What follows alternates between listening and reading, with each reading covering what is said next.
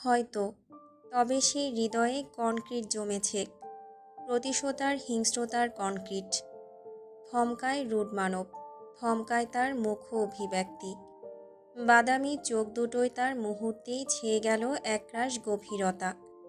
রুক্ষ বক্ষভাজের ঠিক বাপাশে ঠায় লেপ্টে আছে সপ্তদশী নরম তুলতুলে হাতখানার পরশ।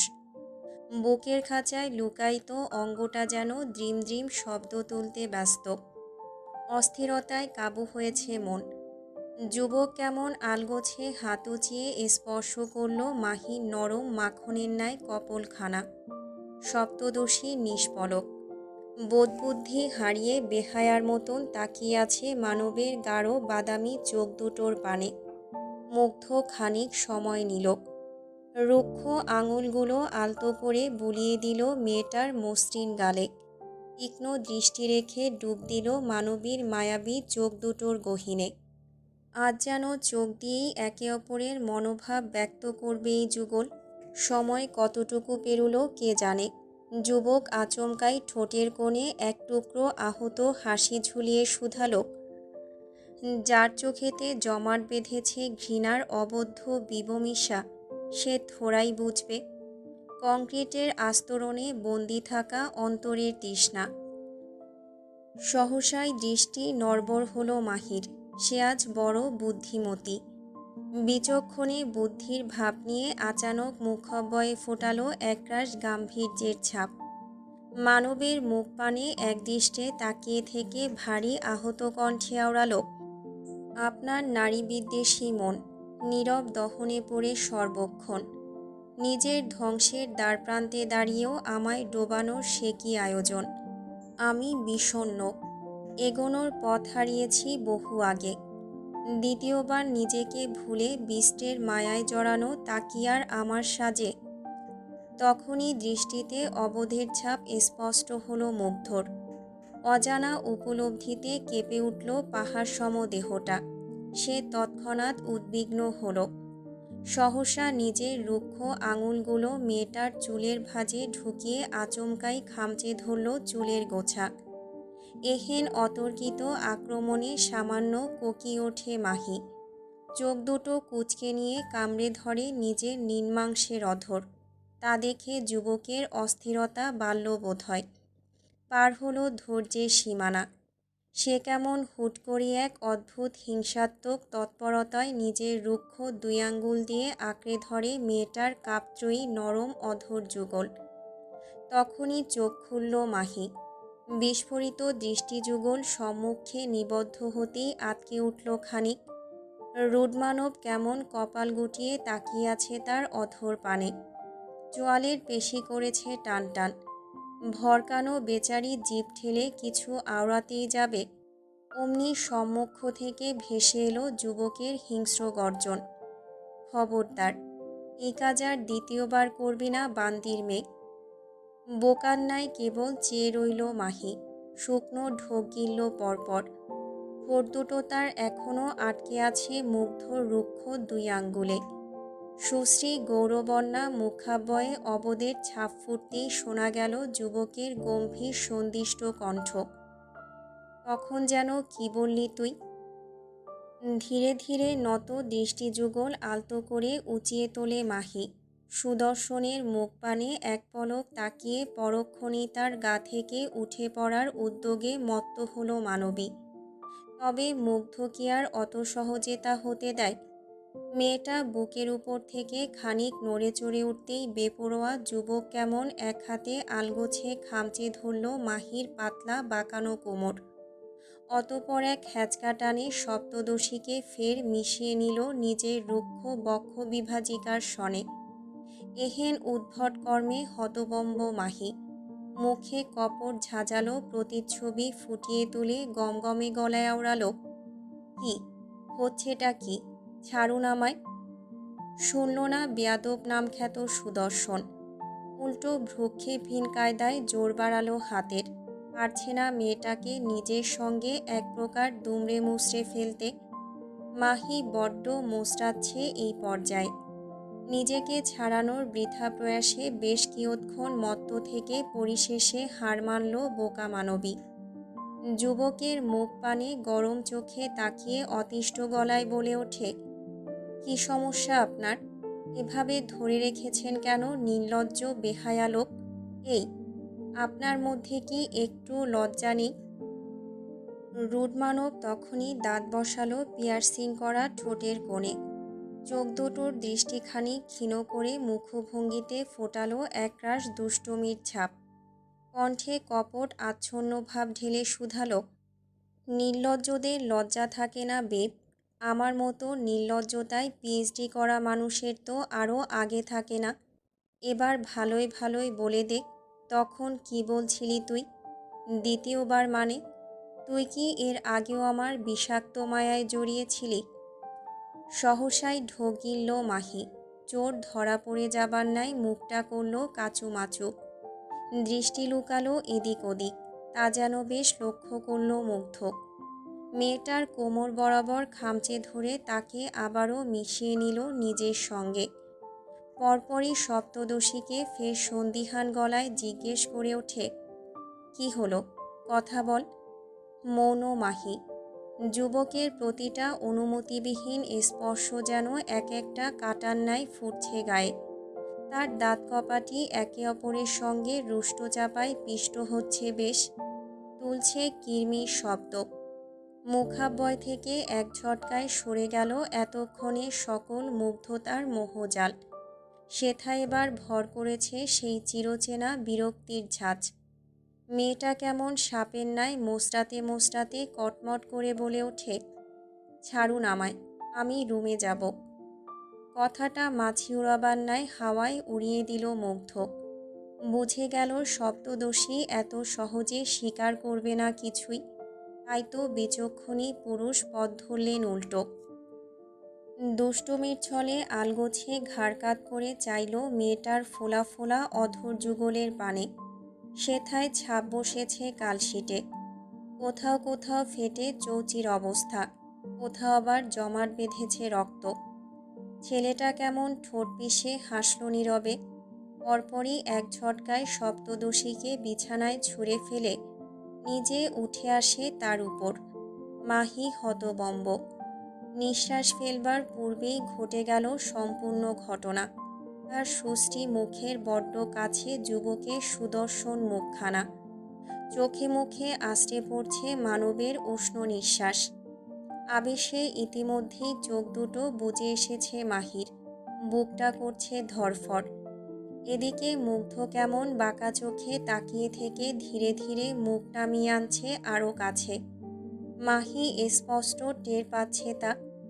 বেচারির হৃদস্পন্দনের গতি বেড়েছে বেশ।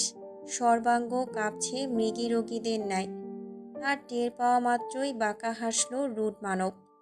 মুখটা বেশ নামিয়ে এনে মেয়েটার কালশিটে দাগ বসে যাওয়া নরম তুলতুলে অধর যুগলের গায়ে ভীষণ আলগাভাবে নিজের রুক্ষ অধর ছুঁয়ে হিসিয়ে আওড়ালো, সামান্য এক চুমুতে এই অবস্থা হলে হাঙ্কি পাঙ্কি করার সময় কি করবি বান্দির মেয়ে? সহসা কপাল গোছালো মাহি। মুখাব্যয়ে হতবম্বতার রেশ ধরে আচানক চোখ খুলে শুধালো, এই হাঙ্কি পাঙ্কিটা আবার কি? তৎক্ষণাৎ ধারালো দাঁতের রুষ্ট স্পর্শে নিজের নির্মাংসের ঠোঁটখানা পিষ্ট করল মাফিয়া বিস্ট। গম্ভীর সুদর্শন মুখখানায় আচমকাই শ্লেষাত্মক ভাবভঙ্গি ধরে রেখে সপ্তদশীর অধরের উপর থেকে অধর সরিয়ে মুখ নিয়ে গেল মেয়েটার কানের কাছে। অতপর আগের চেয়েও দ্বিগুণ হিসিসানো কায়দায় আওড়ালো, এসব বিষয় মুখে বলে বোঝানো যায় না সিগনোরা, প্র্যাকটিক্যালি বোঝাতে হয়। সো চল আমার প্যান্থার রুমে। My whole cells is calling you. তড়াক করে চোখ পাকায় মাহি। দুই হাতে শক্ত জোরে তখনই যুবকের বুক বরাবর ঠেলে দিল সামান্য। অথচ বালাইসার পাহাড়সম মানুষটা একটুখানি নড়লও না, যেন না সরল মেয়েটার উপর থেকে। মাহি এবার বড্ড রাগী। সরু নাকের পাটাটা সামান্য ফুলিয়ে মুখ ঝামটা মেরে বলে বসে, অসভ্য বেহায়া নির্লজ্জ লোক, যা জিজ্ঞেস করেছি তার সোজাসাপটা উত্তর দিতে জাত যায় আপনার? সপ্তদশীর কানের কাছে মুখ রেখে মাথাটা বিছানার কোলে এলিয়ে রেখেছে মুগ্ধ। এরই মধ্যে মাহিরমন কর্কশ বাক্যে অলক্ষ্যে ঠোঁট কামড়ে হাসল সে। পরপরই মেয়েটার কানের লতিতে রুষ্টতায় দাঁত বসিয়ে শুধালো, হুম, মোটেও নয়। মুগ্ধরমন হুটহাট কামড়াকামড়িতে আজ ভীষণ তিক্ত মানবিক। সামান্য ব্যথা লাগায় কোকিয়ে ওঠে খানিক। মুগ্ধর কথা শেষ হওয়া মাত্রই খেকিয়ে বলে ওঠে, তাহলে এক কথায় উত্তর দিয়ে বলুন, হাঙ্কি পাঙ্কি আবার কি? অলক্ষ্যে মৃদু হাসল মুগ্ধ। মেয়েটার মাথার দুই পাশে ভর দিয়ে তখনই উঠে এলো সে। নিজের গায়ে সম্পূর্ণ ভর দুই হাঁটুতে ঠেকিয়ে আলগাভাবে বসল মাহির কোমর বরাবর। এহেন কাণ্ডে হতবাক মাহি। বিভ্রম নিয়ে তাকিয়ে রইল কেবল। পাহাড় সম বলিষ্ঠ পুরুষ কেমন গভীর দৃষ্টে তাকিয়ে আছে মেয়েটার মায়াবী চোখ দুটোর পানে। মাহিকে আরেকটু জ্বালাতন করতে সে কেমন আলগোছে ঝুঁকে এলো খানিক। অতপর রয়ে শয়ে নিজের রুক্ষ ডান হাতের তর্জনী ছোঁয়ালো বেচারির উদর বরাবর। আর অমনি অস্বস্তিতে কেঁপে ওঠে মাহি। তখনই শোয়া ছেড়ে উঠে আসতে চাইল, বাদ সাধল মুগ্ধ। দুই হাঁটুর জোরে আটকে নিল মেয়েটাকে। মানবীর অস্বস্তি বাড়ানোর উদ্দেশ্যে তর্জনী দিয়ে উদ্ভট আঁকিবুকি চালালো সপ্তদশীর উদর বরাবর। অতপর বাঁকা কণ্ঠে শুধালো, তোর বাপের নিজস্ব ফ্যাক্টরিতে যেই প্রসেসের মাধ্যমে তোর মতো 1.5 ব্যাটারি পৃথিবীতে এসে অক্সিজেন নষ্ট করছে, সেই প্রসেসের নামই হাঙ্কি পাঙ্কি। থামল মুগ্ধ। মাহির উপর ঝুঁকে এলো আরও কিছুটা। পরক্ষণে ফিসফিসানো কণ্ঠে বলল, ডু ইউ গেট দ্যাট বান্দির মেয়ে? নাকি প্র্যাকটিক্যালি বোঝাতে হবে? তুই চাইলে অবশ্য এখন এখানেই বোঝাতে পারি, দেন ওয়েট। বলতে বলতেই অসভ্য মাফিয়া বিস্ট উদ্যত হলেন নিজের বেয়াদবি কাণ্ডে। সহসা হাত নামিয়ে আনলেন নিজের ট্রাউজারের অভিমুখে। পিটপিট চোখে তা অবলোকন হওয়া মাত্রই আঁতকে ওঠে মাহি। তৎক্ষণাৎ দুই হাতে চোখ ঢেকে মুখ কুঁচকে চেঁচিয়ে বলে ওঠে, নাউজুবিল্লা নাউজুবিল্লা। আমার দুই চোখের সামনে থেকে সরুন অসভ্য নির্লজ্জ বেহায়া লোক। কথাগুলো এক কান দিয়ে ঢুকিয়ে আরেক কান দিয়ে আলগোছে বের করে দিলেন মাফিয়া বিস্ট। কণ্ঠে শ্লেষাত্মক ভাব ধরে ফের আওড়ালেন, সরব না, কি করবি? ফোঁস করে নিঃশ্বাস ফেলল মাহি। অতিষ্ঠ হয়ে হার মানল অবশেষে। চোখ দুটোর উপর থেকে হাত সরিয়ে ক্ষুব্ধ দৃষ্টে তাকালো সুদর্শনের পানে। মুখে বিরক্তির ছাপ ফুটিয়ে গমগমে গলায় আওড়ালো, আপনি আমায় বডি ম্যাসাজ করতে ডেকেছিলেন না? তাহলে সরুন আমার উপর থেকে, আমি ম্যাসাজ করে দিচ্ছি। গম্ভীর হলো মুগ্ধ। পরপরই দৃষ্টি সরু করে সন্দিহান গলায় শুধালো, really you wanna massage my body? উপর নিচ মাথা নাড়ায় মাহি। তা দেখে বাঁকা হাসে রুড মানব। সহসাই সরে এলো মেয়েটার উপর থেকে। তার ঠিক পর মুহূর্তেই মাহি করল আরেক কাণ্ড। ঝড়ের বেগে শোয়া ছেড়ে উঠে দুই হাতে সজোরে ধাক্কা বসালো রুড মানবের বুক পানে। এহেন অতর্কিত আক্রমণে খানিক দুলে উঠল মুগ্ধ। সহসা কোমর ছিটকে গিয়ে বসল বিছানার আরেক প্রান্তে। ওদিকে মাহি ছুটছে। ছুটন্ত পদযুগলে বাঁচার প্রয়াসে দরজার কাছে এগোতেই মেয়েটা কেমন থতমত খেয়ে গেল। দরজাটা ভেতর থেকে লাগানো, নবে হাত ঘুরিয়েও খুলছে না দুয়ার। মাহি অনবরত দরজার গায়ে চাপড় বসাচ্ছে। গলার স্বর উঁচিয়ে বলে উঠছে, কেউ আছেন? প্লিজ দরজাটা খুলুন।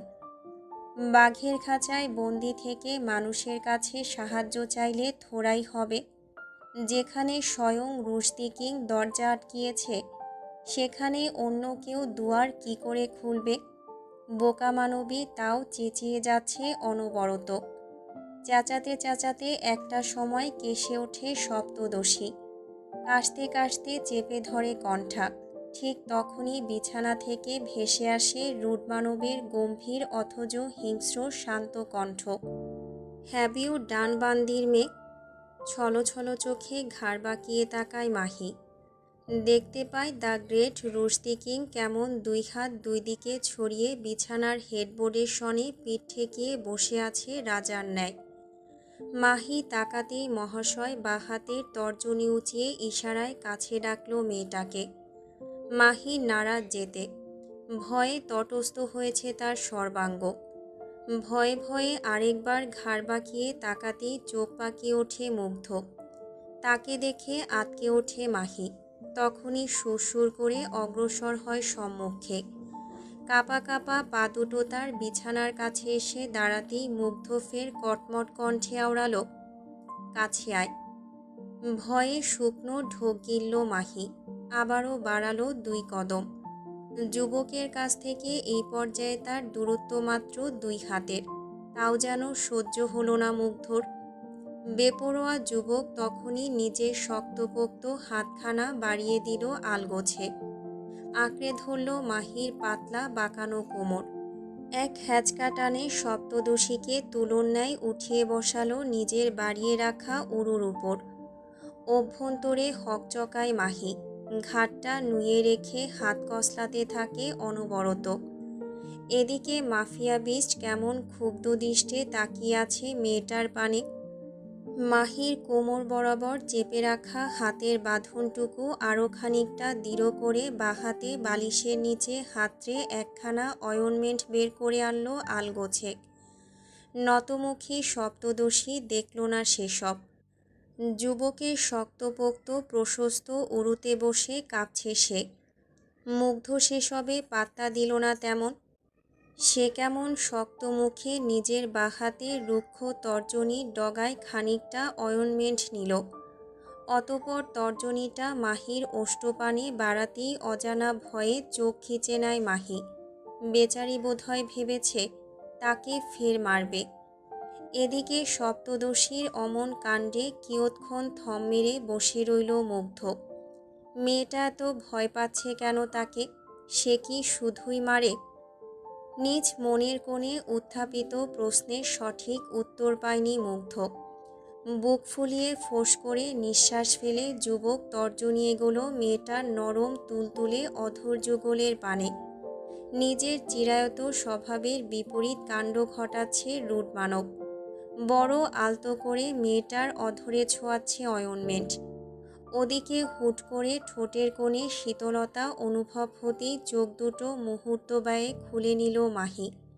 আচানক দৃশ্যপটের সম্মুখে যুবককে অমন ঘাড়কাত করে মলম লাগাতে দেখে তখনই বুঝি আকাশ ভেঙে পড়ল মেয়েটা। সর্বাঙ্গে ছলকে ওঠে বিদ্যুৎ। খানিক নড়ে চড়ে উঠতেই রুড মানব নিজের কাজে মত্ত থেকে বড় শান্ত কণ্ঠে বলে ওঠে, হুশ, ডোন্ট মুভ সিগনোরা। কি হলো মাহির? হঠাৎ যুবকের এক বাক্যে তার সর্বাঙ্গ থমকে গেল কেন? অদ্ভুত প্রশান্তিতে হৃদয়টা অমন শান্ত হলো কেন? বোকা মানবী কেমন হাঁ করে তাকিয়ে রইল ব্যস্ত মানবের পানে। অথচ মুগ্ধর ওসবে থোড়াই খেয়াল আছে। সে কি সুন্দর যত্ন করে মলম লাগিয়ে দিচ্ছে মেয়েটার ঠোঁটে। মাহি থমকেছে। অধরের ছেঁড়া চামড়ায় মলমের আবরণ পড়তেই কেমন জ্বলে উঠল জায়গাটা। তার সইতে না পেরে মেয়েটা অস্ফুটে কোকিয়ে ওঠে সামান্য। তখনই থেমে গেল মুগ্ধ। পরপরই ব্যস্ত হয়ে অনবরত ফু দিতে লাগলো জায়গাটায়। মাঝে দিয়ে বড় অস্থির কণ্ঠে আওড়ালো, হুম, কষ্ট হচ্ছে, জ্বলছে, ঠিক হয়ে যাবে, একদম ঠিক হয়ে যাবে বাচ্চা, আর একটু সহ্য কর। আকাশ ভেঙে পড়ল মাহি। এ কোন শ্যাডো মনস্টারকে দেখছে সে? এত উদ্বিগ্নতা তার জন্য? কথাগুলো ভাবতে গিয়ে রুড মানবের উপর খানিকটা মুগ্ধ হতেই যাবে অমনি সপ্তদশীর বিচক্ষণী মস্তিষ্ক আবারও থমকালো। মেয়েটা ফের সতর্ক করে বলল, এত তাড়াতাড়ি মুগ্ধ হোস না মাহি, লোকটা একটা গিরগিটি। এই আদর করছে, আবার মাথায় ছিট দেখা দিলে গোষ্ঠী উদ্ধার করে ছাড়বে। মস্তিষ্কের কথাগুলো ভারী মনে ধরল মাহির। পরপরই মুখভঙ্গিতে ফোটালো একরাশ গাম্ভীর্যের ছাপ। খানিকক্ষণ চুপ থেকে আচানক স্নিগ্ধ গলায় শুধালো, আচ্ছা, মানুষ মারতে কি কি লাগে? তখনই থমকে গেল মুগ্ধ। গভীর দৃষ্টিযুগল একত্রে নিক্ষেপ করল মেয়েটার সুশ্রী মুখ পানে। মেয়েটার উত্তরের অপেক্ষায় তাকিয়ে আছে একদৃষ্টে। যুবক হাসল। ঠোঁটের কোণে এক চিলতে রহস্যময় বাঁকা হাসির রেশ টেনে শুধালো, সেটা ডিপেন্ড করে মানুষটা কে তার উপর। যদি সাধারণ কেউ হয় তাহলে তাকে মারার জন্য ধারালো অস্ত্রই যথেষ্ট। আর যদি হয় আমার মতো হিংস্র কেউ, তাহলে তাহলে সপ্তদশীর উৎসুক কণ্ঠ, তার চেয়েও বেশি উৎসুক তার দৃষ্টি। তা দেখে মোটেও রাগ দেখালো না মাফিয়া বিস্ট। সে উল্টো গভীর দৃষ্টে তাকালো মেয়েটার মায়াবী চোখ দুটোর পানে। অতপর ভীষণ শান্ত কণ্ঠে আওড়ালো, তাহলে দুটো মায়াবী চোখই যথেষ্ট। এক মুহূর্ত থতমত খেয়ে বসে রইল মাহি। পরক্ষণেই মেয়েটার মাথায় কোন ভূত চাপল কে জানে। সে কেমন তড়াক করে নিজের চোখ দুটো এগিয়ে আনলো যুবকের মুখের কাছে। সন্দিহান গলায় জানতে চাইল, দেখুন তো আমার চোখ দুটো মায়াবী কিনা।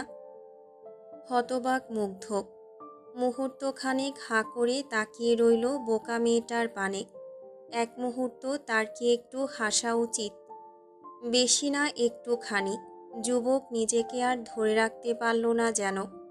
মেয়েটার বোকাশোকা কথার পিঠে উত্তর দেবার বদলে চমৎকার ভঙ্গিতে হেসে উঠল গা দুলিয়ে। এই প্রথম গম্ভীর মুখ পচা লোকটাকে হাসতে দেখল মাহি। হাসির সে কি ঝলক তার! প্রাণবন্ত হাসির জোরে সুদর্শন মুখখানা লাল হয়েছে বটে। পিয়ার্সিং করা বাদামি ঠোঁট দুটো হাসি আটকানোর প্রয়াসে বারবার স্বেচ্ছায় চলে যাচ্ছে ক্যানাইন দাঁতের নিচে। হাসি তো নয়, যেন পাহাড়ি ঝর্ণা। বোকা মানবী কেমন বিমুগ্ধ নয়নে তাকিয়ে রইল মুগ্ধর হাসির দিকে। নিজের অজান্তেই মুখ ফসকে সে বলে ওঠে, আপনি হাসতেও জানেন? মুহূর্তেই থমকে গেল মুগ্ধ। মুক্ত ঝরানো হাসিটুকু তখনই উড়ে গেল দূরে কোথাও।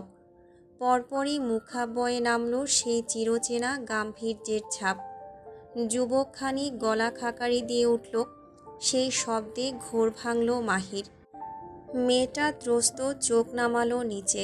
খানিকক্ষণ মৌন থেকে আচানক শুধালো, হাসলে হৃদয় ভালো থাকে, গাম্ভীর্যের অভিনয় না। সহসা কপাল গোছায় মুগ্ধ। ঘাড় কাত করে তীক্ষ্ণ দৃষ্টি নিক্ষেপ করল মেয়েটার মুখ পানে। ঠোঁটের কোণে তাচ্ছিল্যের হাসি টেনে গমগমে গলায় আওড়ালো, হুট করেই কেমন বড় হয়ে গেলি মনে হচ্ছে। কথার ঢঙে কদিন পর যে কাউকেই মেরে ফেলতে পারবি দেখছি। আপনাকে মারতে পারবো কি? কথার পিঠে আচানক এরূপ কথা শুনতে পেয়ে দাঁতের সনে ঠোঁট পিষল মুগ্ধ। মেয়েটার কোমর চেপে তাকে আরেকটু কাছে টেনে এনে চাপা স্বরে শুধালো, আমাকে মারার এত শখ জাগলো কেন তোর সিগনোরা? মাহি কেবল আহত হাসল। যে হাসির কারণ তারও অজানা। সে আলগোছে চিবুক নামালো কণ্ঠার কাছে। মিনমিনে স্বরে আওড়ালো, এমন কিছুই না। রুডমানব শুনল। আলতো করে হাত ছোঁয়ালো মেয়েটার মাথায়। সেথায় খানিকক্ষণ আদুরে পরশ বুলিয়ে গম্ভীর কণ্ঠে আওড়ালো, বড্ড বড় হয়ে গেছিস পিচ্চি, কি সুন্দর মিথ্যে বলা শিখে গিয়েছিস। ক্ষীণ হাসল মাহি। নজর তুলল মুগ্ধর পানে। কি ছিল সেই নজরে, যে নজরের দিকে একবার তাকিয়ে মন্ত্রমুগ্ধ বনে গেল মুগ্ধ। মেয়েটা রয়েস হয়ে বলল, হুম, মিথ্যে নয়, বরং সহ্য করতে শিখে গিয়েছি, সেই সাথে কথা লুকোতেও। এহেন কথায় হুট করেই বুকটা কেমন ধড়াস করে উঠল মুগ্ধর। কোথাও একটা চাপা পড়ে থাকা ক্ষতটা নতুন করে জাগ্রত হলো যেন। রুডমানও ফের হারালো নিজেকে। চোখাচোখি কথা বলল মেয়েটার সঙ্গে। অতপর মন্ত্রমুগ্ধের ন্যায় মুখ এগোলো মেয়েটার পানে। আশ্চর্য, মাহি সরছে না কেন? চোখও কেন অটল করে রেখেছে কে জানে? নাকি মেয়েটাও মুগ্ধতায় হারিয়েছে আজ? যুবকের বাদামি রুক্ষ অধর যুগল প্রায় ছুঁই ছুঁই মাহির ওষ্ঠ। আবারও নিজেদের সঁপে দেবার প্রয়াসে মত্ত তারা। চড়ুই যুগল একযোগে বুঝেছে তাদের চোখ, একটু পরেই হারাবে দুজন। মানবের রুক্ষ অধর যুগল মানবীর তীর করে কাপজয়ী নরম তুলতুলে ওষ্ঠপুর যেই না আস্বাদন করতে যাবে, অমনি তড়াক করে জ্বলে উঠল মাহির মস্তিষ্ক। চোখ দুটোর মানসপটে আচমকাই ভেসে উঠল রুড মানবের করা প্রতিটা অমানবিক নির্যাতন, পুরো পরিবারের ক্রন্দনরত মুখ। অন্যদিকে রুড মানবেরও একই দশা। অধর দিয়ে মেয়েটার অধর ছুঁতে গেলেই আচমকা কল্পনার মানসপটে ভেসে উঠল তায়েব এহসানের হিংস্র মুখ, মায়ের রক্তাক্ত দেহ। অভ্যন্তরীণ বিপরীত দুটো ঘটনা প্রবাহে অমনি অধর সরিয়ে দুই দিকে ছিটকে গেল সদ্য আবেগতাড়িত চড়ুই যুগল। একযোগে শুকনো ঢোক গিলছে দুজন, নিজেদের দোষাচ্ছে ব্যাপকভাবে। রুডমানব তখনই এক হাতে চেপে ধরেছে নিজের মাথার চুল, দাঁতের সনে দাঁত পিষে মনে মনে বলছে, আবারও আবারও খুনির মেয়ের দিকে এগোলাম আমি। What the fuck is this? ওদিকে মাহি যেন নিজেকেই বিশ্বাস করতে পারছে না। সে কি করে পারল নির্দয় লোকটার দিকে নিজে থেকে এগোতে? কি করে পারল নিজের পরিবারের কথা ভুলে যেতে? কি করে পারল নিজের সাথে হওয়া সেই সকল অমানবিক নির্যাতনের কথা এত সহজে ভুলে যেতে? রাগে ক্ষোভে নিজের গালে ইচ্ছে মতো থাপ্পড় বসাতে ইচ্ছে হচ্ছে মানবীর। তবে সুযোগের অপেক্ষায় ইচ্ছেটুকুতে ভাটি পড়ল আজ। এরই মধ্যে পাশ থেকে রুড মানব কেমন খ্যাক খ্যাক করে বলে ওঠে, ঘরে যা বান্দির মেয়ে, and make sure next time তোর মুখ যাতে আমার দেখতে না হয়। ঢাকা গুলশান। আলিশান এক ডুপ্লেক্স বাড়ির সুসজ্জিত লিভিং রুমে বসে আছে ডক্টর রৌদ্র। ব্যাপক অস্থিরতায় করছে অপেক্ষা। বারে বারে বাঁ হাতের কবজি উল্টে দেখে নিচ্ছে সময়ের গতি। রাত 9টা বেজে 35 মিনিট। কাঙ্ক্ষিত ব্যক্তির আসার কথা ছিল 8টায়, অথচ তার এখনও কোনো খোঁজ খবর নেই। শ্যামপুরুষ বড় ধৈর্যের সঙ্গে অপেক্ষা নামক পরীক্ষা দিয়ে যাচ্ছেন। বিরক্ত হলেও বসে রয়েছেন চুপচাপ। এরই মধ্যে লিভিং রুমে কদম পড়ল জনাব মাইনুল রহমানের, যিনি বর্তমানে রিটায়ার্ড পুলিশ কর্মকর্তা। তাকে দেখা মাত্রই শিরদাঁড়া সোজা করে বসা ছেড়ে উঠে দাঁড়ায় রৌদ্র। ভীষণ গাম্ভীর্যের সাথে সালাম দিয়ে ওঠে বয়স্ককে। মাইনুল সাহেব মাথা নেড়ে সালাম নিলেন। উত্তর বোধহয় মনে মনেই দিলেন তিনি। টলতে থাকা বদনে কোনো মতে এসে বসলেন সোফার নরম গদিতে। পরপরই মুখ তুলে তাকালেন শ্যাম সুদর্শনের পানে। চোখে আটা মোটা ফ্রেমের চশমাটা খানিক নাড়িয়ে চাড়িয়ে সন্দিহান গলায় জিজ্ঞেস করলেন, তুমি কে? রৌদ্র ক্ষীণ হাসল। ভদ্রতাসূচক দাঁড়িয়ে থেকেই জানালো, আমি ডক্টর ইফতেখার এহসান রৌদ্র, ধানমন্ডি থানার ডিসি তায়েব এহসানের ভাতিজা। তায়েব এহসানের নাম শুনতেই চোখে মুখে হাসির ঝলক দেখা গেল বয়স্কের। পরপরই তিনি কেমন ব্যস্ত হলেন রৌদ্রকে নিয়ে। নিজে থেকে হাত ধরে পাশে বসালেন ছেলেটাকে। অতপর সুদর্শনের কাঁধ চাপড়ে বললেন, আরে আগে বলবা না? আমি আরও ভাবলাম কে না কে। তা তাইফের কি অবস্থা? শুনলাম ওকে নাকি ডিপার্টমেন্ট থেকে সাসপেন্ড করা হয়েছে। দেখো কাণ্ড। এই দুনিয়ায় এখন সৎ মানুষদের মূল্য নেই কোনো। যে মানুষটা তার জীবনের 25টা বছর ডিপার্টমেন্টকে দিল, শেষে কিনা তাকেই সাসপেন্ড করা হলো। ইস! মুখে আধার ছেয়ে গেল রৌদ্রের। ছেলেটা খানিক চুপ থেকে আচমকাই শুধালো, স্যার, আমি একটা বিশেষ প্রয়োজনে আপনার কাছে এসেছি। সহসা চোখ সরু করলেন মাইনুল সাহেব। গম্ভীর হলেন বেশ। পরক্ষণে খানিকটা এগিয়ে এসে সম্মুখ টেবিল থেকে একখানা গরম ধোয়া ওঠা চায়ের কাপ তুলে নিলেন হাতে। গম্ভীর কণ্ঠে জিজ্ঞেস করলেন, কী প্রয়োজন? শুষ্ক ঢোক গিলল রৌদ্র। শুষ্ক অধৈর্যরা জিভ ঠেলে খানিক ভিজিয়ে নিয়ে আওড়াল, আমার জানা মতে আজ থেকে ৩১ বছর আগে ধানমন্ডি ডিপার্টমেন্টের ভারপ্রাপ্ত পুলিশ কর্মকর্তা আপনি ছিলেন। ইন দ্যাট টাইম আপনি আপনার জীবনের সবচেয়ে বড় প্রজেক্ট কমপ্লিট করেছিলেন। আচ্ছা, সেই সময় কি মির্জা সায়ান? বাকিটা বলার পূর্বেই আচমকা ধোয়া ওঠা গরম চায়ের কাপটা হাত থেকে খসে পড়ল মাইনুল সাহেবের। তাগিয়ে ভিজিয়ে দিল বয়স্কের গা। বয়স্ক ব্যক্তিটি কাঁপছে ভীষণ। তা দেখে ভরকায় রৌদ্র।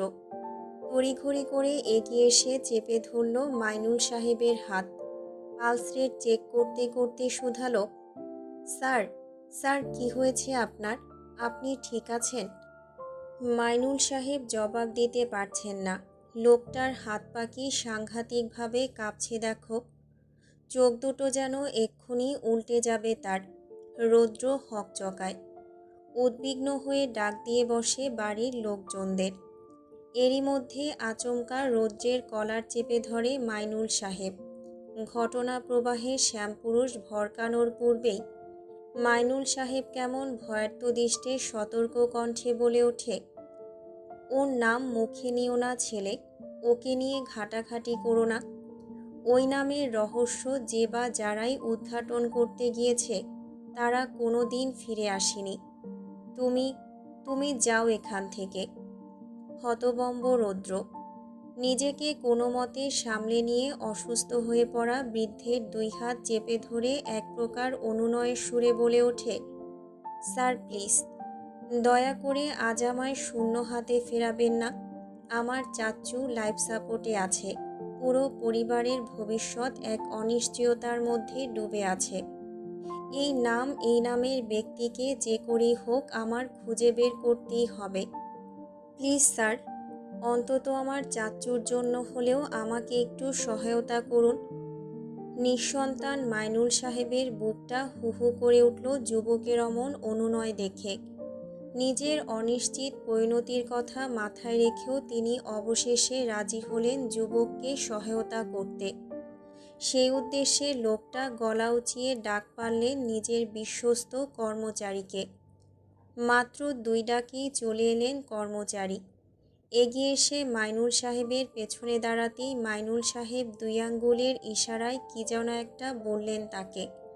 আর অমনি দক্ষ মধ্যবয়স্ক লোক তড়িঘড়ি করে চলে গেলেন দোতলার দিকে। সকল ঘটনাটুকু নীরবে অবলোকন করে গেল রৌদ্র। গম্ভীর মুখে দাঁড়িয়ে থাকতেই মাইনুল সাহেব দুর্বল কণ্ঠে বললেন, তুমি বাইরে যাও, আমার সেক্রেটারি তোমাকে তোমার কাঙ্ক্ষিত জিনিস দিয়ে দেবে। যথাযথ কাজে মত্ত হলেন শ্যামপুরুষ। ফের একবার সম্মানসূচক বৃদ্ধকে সালাম দিয়ে পথ ধরল উল্টো। সময়ের কাঁটা মিনিট ২০ পেরুলো মাত্র। ঠিক তখনই বাড়ির ভেতর থেকে ত্রস্ত পায়ে বেরিয়ে এলেন মাইনুল সাহেবের সেক্রেটারি। লোকটা ঘর্মাক্ত, হাঁপাচ্ছে ভীষণ। হাতে একখানা পুরনো ফাইল তার। তিনি এসেই বিনা বাক্যে ফাইলটা ধরিয়ে দিল রৌদ্রর হাতে। বেচারা রৌদ্র পাল্টা ধন্যবাদ জানানোর পূর্বেই অভদ্র লোকটা পিঠ দেখিয়ে চলে গেল কেমন। রৌদ্র স্রেফ হতবম্ব নজরে তাকিয়ে দেখল সবটা। পরক্ষণে ঘাড় নামিয়ে হাতের ফাইলটা এক আধবার দেখে নিল। বেশ পুরনো এক ফাইল। কি এমন রহস্য আছে এতে? রাত ১২টা ১৯। কালো রঙা চকচকে গাড়িটা মাত্র এসে থামল হসপিটালের অভিমুখে। মিনিট ২ বাদেই গাড়ি থেকে বেরিয়ে এলেন শ্যামপুরুষ। বাড়ি যাবার পূর্বে চাচ্চুকে আরেকবার দেখে যাওয়ার উদ্দেশ্য তার। গটগট পায়ে হসপিটালে প্রবেশ করতেই রিসিপশনের দেয়াল জুড়ে আটকে থাকা স্মার্ট টিভির পর্দায় সদ্য সম্প্রচারিত হওয়া ব্রেকিং নিউজটা কানে পৌঁছালো। আর অমনি খানিক কৌতূহলে থেমে গেল রৌদ্রের ব্যস্ত পদযুগল। টিভির পর্দায় সম্প্রচারিত হচ্ছে লাইভ খবর। জেঠা এক ওয়েলড্রেস সাংবাদিক বলে যাচ্ছেন, রাত ঠিক 12টার দিকে নিজ বাসভবনের ছাদ থেকে লাফ দিয়ে আত্মহত্যা করেছেন রিটায়ার্ড পুলিশ কর্মকর্তা সৈয়দ মাইনুল রহমান এবং তার সেক্রেটারি জনাব হাশেম। তিনি কেন এমন একটা সিদ্ধান্ত নিলেন সেই বিষয়ে চলছে সুষ্ঠু তদন্ত। মুহূর্তেই পৃথিবী দুলে উঠল রৌদ্রের, মস্তিষ্ক হয়ে গেল ফাঁকা। কি খবর দেখালো এটা? ক্ষণিকের মধ্যে কি থেকে কি হয়ে গেল? লোকটা আত্মহত্যা? বাকিটুকু ভাবতে গিয়ে আচমকাই শ্যামপুরুষের বিচক্ষণ মস্তিষ্কে বেজে উঠল মাইনুল সাহেবের বলা শেষ কথাটা, ওর নাম মুখে নিও না ছেলে, ওকে নিয়ে ঘাটাঘাটি করো না। ওই নামের রহস্য যে বা যারাই উদ্ঘাটন করতে গিয়েছে তারা কোনো দিন ফিরে আসেনি।